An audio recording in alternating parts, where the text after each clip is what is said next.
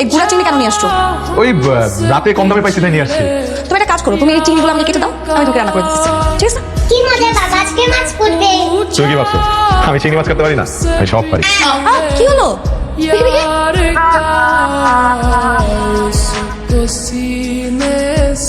বিশ্বাস করবো আপনার কথা, কি বলতেছেন ভাবি?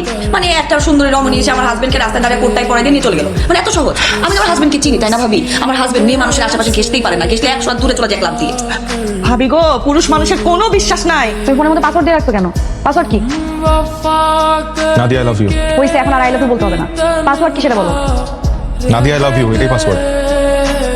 আমার ঢং আসছে শোন। তুমি কি সবসময় অফিসে রিক্সা করে যাও না? হ্যাঁ, কেন?